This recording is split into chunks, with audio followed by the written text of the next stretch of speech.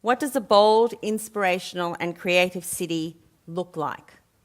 What does a bold, inspirational and creative city look like? And I'd like to ask, as a starting point, for Gideon Obarzanek to come up and talk to us about what his vision is of a bold, inspirational and creative city. Now, Gideon is a freelance choreographer and director.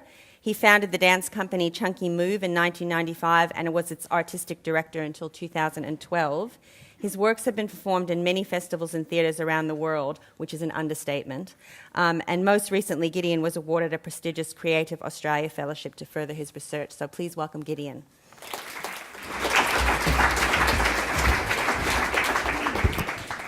Thank you, Leslie, and good evening, everyone.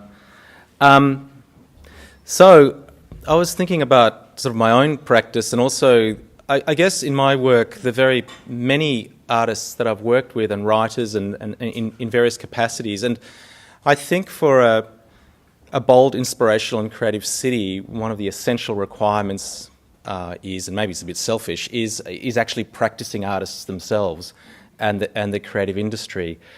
And really what I think artists and people in the creative industries gravitate to, because actually the bulk of these people do not earn that much money, is affordability. And it's not a hugely sexy topic, but I just want to speak about it for a couple of minutes. I think affordable housing is very important for a creative city. I think affordable places to work is very important for a creative city. And I think affordable food, utilities is also very important. That alone is not enough. What that needs to be combined with is affordable, high-quality education, and also access to cultural and artistic resources, probably meaning affordable as well. Things such as libraries, museums, galleries, theatres, and concert halls.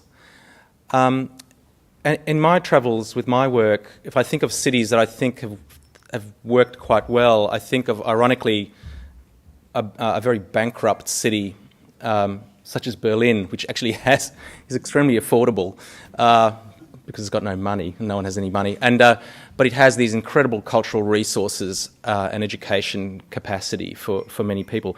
But I don't think cities have to be bankrupt necessarily to be able to achieve that. And I also think a little bit about, and this is anecdotal, so like Pacific Northwest in the US and BC. So it's things like places like Vancouver, Seattle, Washington, Portland, Oregon, which are much smaller cities, but they are certainly not bankrupt, and they are able to, from what I can tell, being able to give great education, state-funded education, affordable education, and also good facilities and affordability.